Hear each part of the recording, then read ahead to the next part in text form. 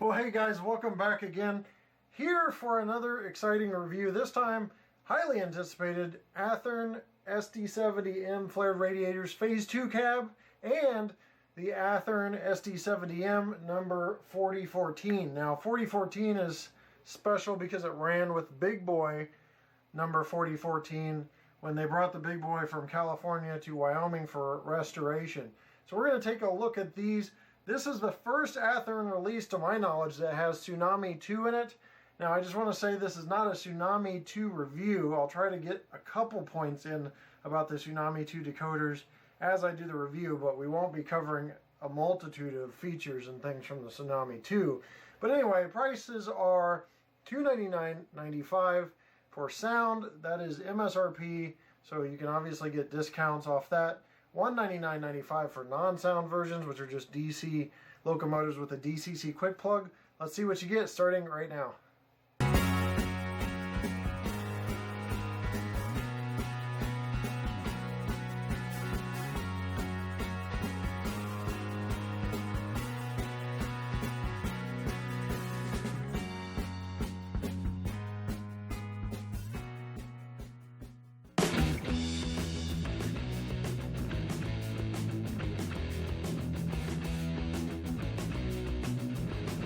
You want me to get rid of unboxings and going over documentation, but this one's different, has more stuff in it than usual. This is a 1-year limited warranty. Sign up for Athearn News, a flyer for Facebook and YouTube. Limited warranty there. Here's what's different. You've got the Tsunami 2 default sound and light functions. And I'll unfold this, so if you want to, you can pause your screen and take a closer look. And the back, popular CVs, braking, etc. So there you have that. And then also SD70 or 75 series. Exploded parts diagrams. And last but not least, the operator's guide. 10 pages. Talks about warranty, CVs, functions, handling and maintenance, lubrication points, etc. Alright, let's get into this thing. So on the front here, you'll notice that this is the Phase 2 cab. More squared off than the Phase 1. I've got the Phase 1 here, I'll show you in a moment, but just real quick, I guess I can put it side by side here. You see that's kind of curved at the front there, and you've got a lot more squared off cab there on the Phase 2. So 4014 is still a Phase 1 40 or 70M. So you've got the sand filler hatches, grab irons, stanchions plastic, handrails plastic. Got ditch lights that are operational, still incandescent bulbs, MU hoses, snow plow, coupler cut lever. Got lenses on front of the ditch lights there. Headlights dual, which are incandescents as well, non-operational or non-lit. Number boards. Got a small antenna dome right here. Get out of the way so you can see that. You have a little short stub firecracker antenna and antenna here as well. Cab sunshades. Looking at the side on this one, there is a slight tint to the windows. Well, it might be clear. If there is a tint, it's a very, very slight tint. Kind of hard to tell. There is a cab interior detail. You got jacking pads, low mounted bell here.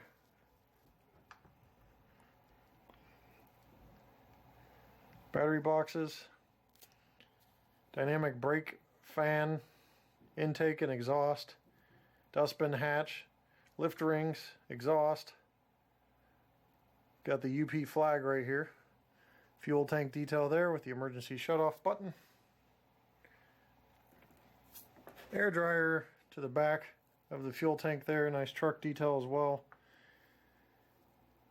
You have the radiator compartment back here, which I'll turn around. This is a flared radiator.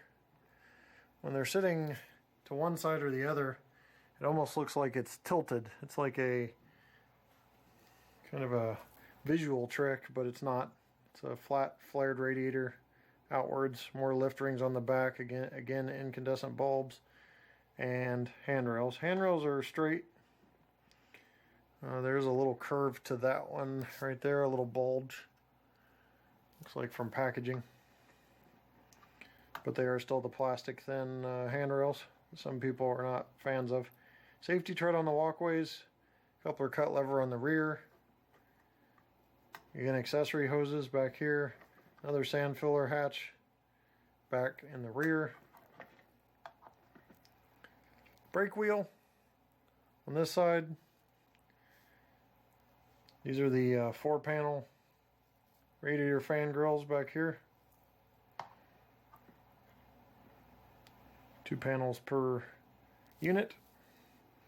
Horn mounted right there. Kind of a nice molded detail for access doors here, and a decent depth to the access doors here. These are nice deep depth. This is more into the mold. Windshield wipers on the rear and front, mirror on the cabs. Printing looks good, legible. Cab nose entry door right here. Has a nice separate depth to it. That's about it. I'm pointing out the features of the SD70M flared radiator phase 2 cab. This is an early version. You'll notice red sill on this, so later versions have yellow sill, and you'll see the presence of a PTC antenna. They have yet to release the late versions of these phase 2 cabs, but other than that, that's about it. So here's 4014 non-flared, just an SD70M early version. As you can tell, it's the earlier cab, not squared off as much as the phase 2 cab. You've got yellow sill on here. I'll just point out some differences. I'm not going to go over everything. HTCR trucks here. You've got the speed recorder detail there. That's like a separately applied part, it looks like. Real nice there. Still jacking pad, bell, fuel tank detail, all that. Blower housing. Again, a separately applied detail. All the same lift rings are there, not broken, so they must be pretty durable. You'll notice that the radiator is different, obviously non-flag on this one. Yellow sill represents a later day and time. Not sure if this ran with a yellow sill and no PTC. I'm sure it may have, but there's no PTC installed on here yet. Still got the early version of the satellite dish thing, satellite dome. It's like a very, very small circular one, just like the other one. Anti-climber and everything else is yellow all the way around that yellow sill. And same detail and level on the handrails. Just looking at this one, these handrails are straighter.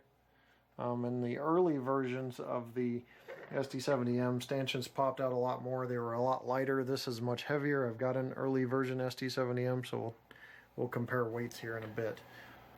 Alright, here's the Canadian National version. Just going to go around that real quick. Road name, specific detail, obviously different roof configuration. Believe different trucks. Different version of the HTCR trucks. So, just a basic difference in detail. As you see, you got rear mounted ditch lights. These are just things that are popping out to me real quick here. Where the number 4014 UP version doesn't have rear mounted ditch lights, because that's not correct anyway. But it is correct on the Canadian National version here. Just a few things like that pop out. I'm sure you'll catch differences on the 360, but this was just kind of giving you an idea of what it looks like. So there you have the Canadian National version. And last but not least, the BNSF version, which is actually an SD75. There's going to be variations with that as well. But again, just going to do a 360 for you. Big thing that always pops out to me is the old dome there, satellite dome, which is just massive. It looks like Athearn may have shortened it a little bit. Early versions were just up there a lot. It seemed like, from what I remember seeing several years ago in hobby shops, but maybe not. Maybe it's just a trick of the mind. But a beautiful BNSF scheme here as well.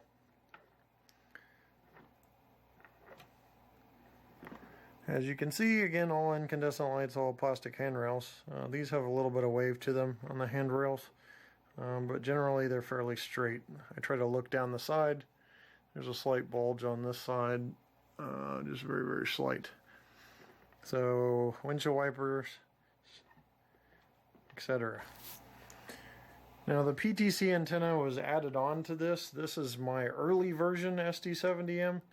I thought they might have added weight, but this thing's pretty heavy, so maybe not. We'll check the scales later, but the glaring difference you'll see on this from the front view, the early version on the right, later version on the left, is they've had MU hoses, a little more detail added up front, and obviously I have a coupler out, but I had been working on this and never apparently put it back together.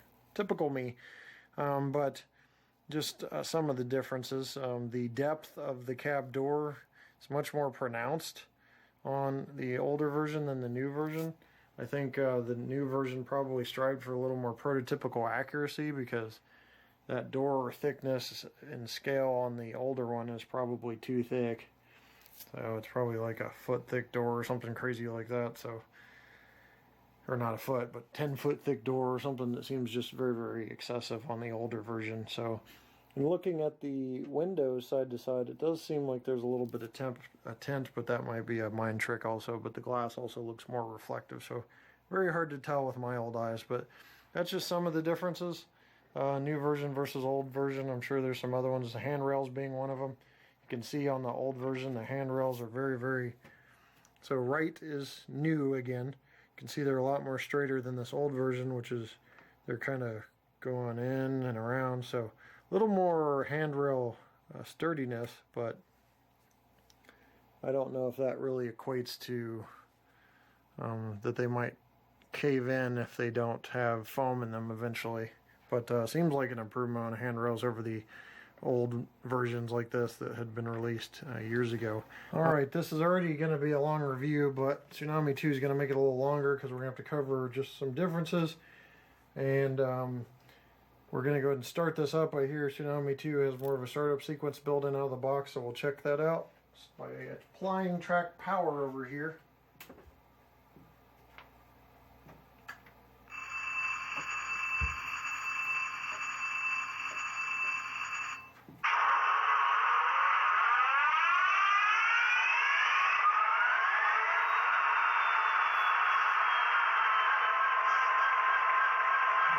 Startup warning bell. We're going to go ahead and listen to sounds like they are out of the box here.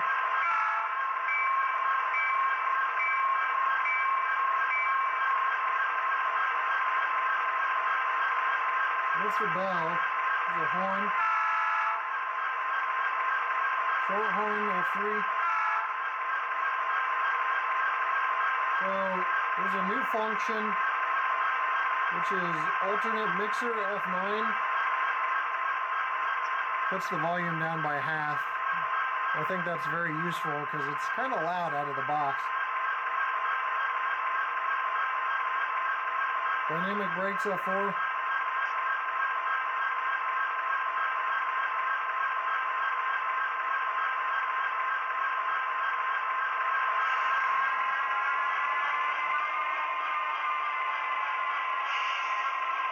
Had that jump straight to 13, so that didn't help.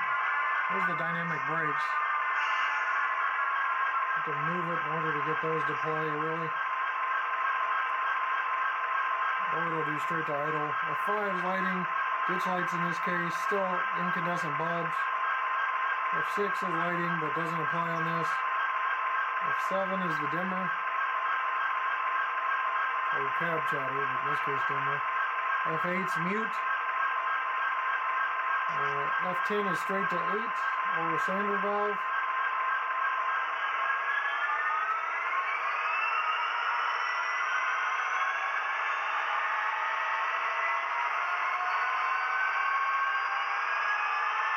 So it's going to gradually go up to notch 8.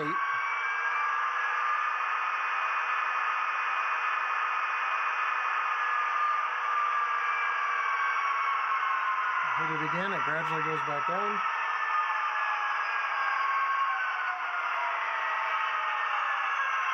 F11 sets the brakes.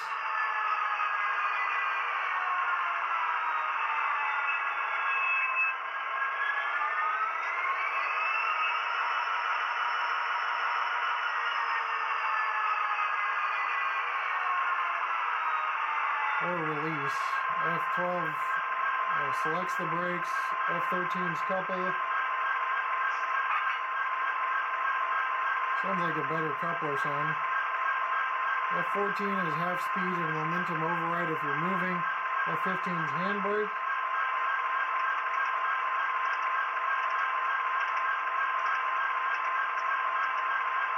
You hear them setting the handbrake there.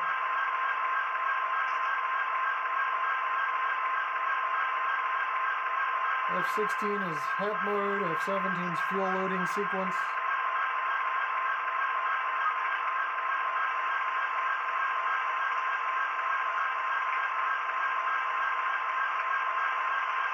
F18 is general service sequence. F23's coach doors are all aboard.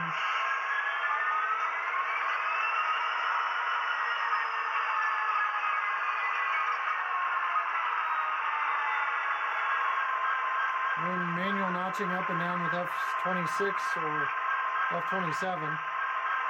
So that's just 27 of the 28 functions. So now this locomotive also has way more horns, I think I mentioned earlier, than the original Tsunami, and a lot of other functions, CVs. You can change a lot of things, a lot more in CVs, but the actual Tsunami 2, would, going over that decoder is going to have to be its own review, so we don't have time to cover it all, nor have I really researched it. So, really loud sounds even at the half volume with the audio mixer, so I'm going to go ahead and mute this. We're going to move it at 1 speed step forward and backwards. This will give you the opportunity, since we already heard the manual notching up and down, to listen to motor noise and see how smooth motor control is. So here's 1 speed step.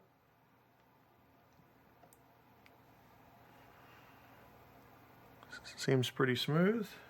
2.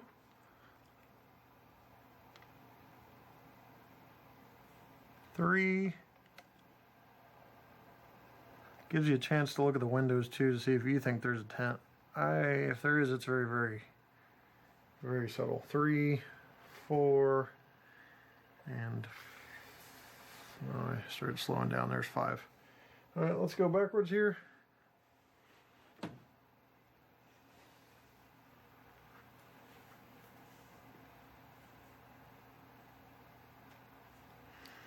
Now about right here, you can see there are some wires and stuff visible through the dynamic brake fan intake grill, but other than that, no complaints really. I've seen that time and time again on these SD70M variations, so understandable.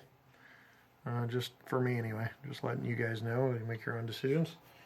Alright, wasn't really paying attention here. Let's start at 1 backwards.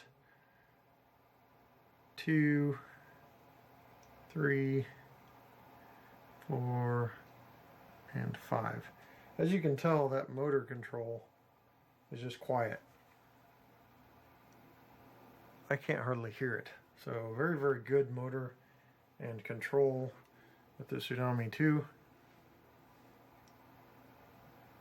Just hear it very, very faintly. And it's just not even noticeable unless you're just honing in on it.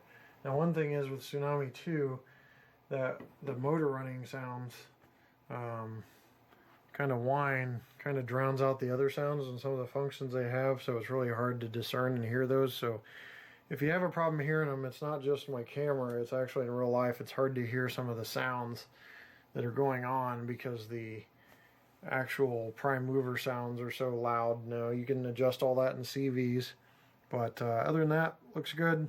Incandescent bulbs actually look a lot brighter than older runs, but they're still incandescent, so I had to do a double take just to check. Alright. Here's the non-flared SD70M.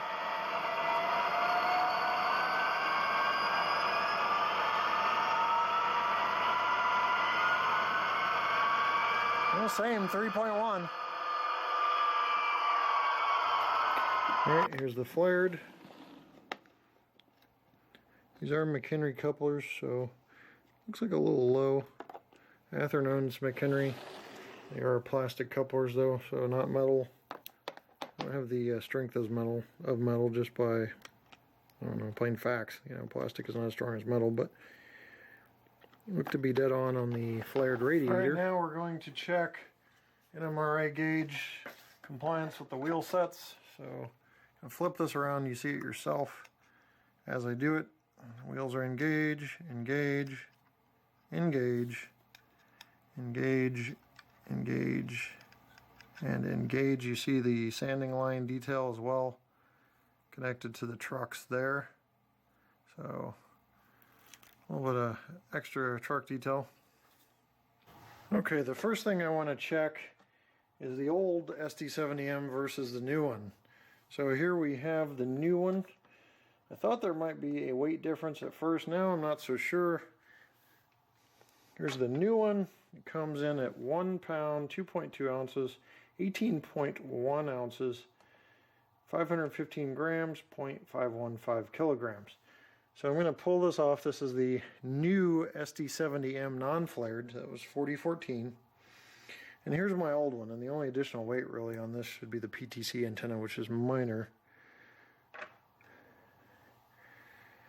0.505, 1.11, 1 pound, 1.8 ounces, and 17.8 ounces. So just about half an ounce lighter than the new one. Well, I am really excited to get you guys a great run by, a reenactment of UP Big Boys 4014's movement from California to Wyoming. But before we get to the run-bys, including that one and a couple others, I've got to give you some final thoughts. Now, the locomotives, the SD70M, the early versions, the ones that came out, several years ago, versus the ones now, much improved. Stanchions aren't popping out, handrails more durable, increased weight. I just find the locomotive more durable and easy to handle. I used to cringe handling the earlier Athearn stuff because the handrails might pop out, stanchions might pop off completely. Like I've had entire handrails fall off, and this is better. Still incandescent bulbs. I heard Athearn may be hinting at putting LEDs in, I'm not sure, but they don't have them here. And the handrails are still plastic, but improved overall product of the locomotive, I think, by far. Very nice detail. My bigger nitpick area, though, is actually Tsunami 2. I didn't really notice much difference. It seemed louder out of the box. Hitting F8 or 9, I think it was, that does the half volume, really didn't cut the volume in half. Horns sound the same. Didn't seem like an instant audio improvement. But I haven't played with CVs, I haven't played with anything. This was out of the box. I've got to dive into Tsunami 2. A pro of Tsunami 2 is they actually, it has good slow motor speed control, but that's also an attribute of Athearn Genesis motors. Because at one speed step it didn't really seem to be lurching much. Motor's real quiet without the sound on. But Tsunami 2, just out of the box, wasn't anything impressive to me, but I've got to dig in. I know there's a lot more horns, I get that, but if I went through the horns on the review, then that's going to take time and turn into a Tsunami 2 review. So I'll see you next time right here on my channel. Thanks for watching and take care.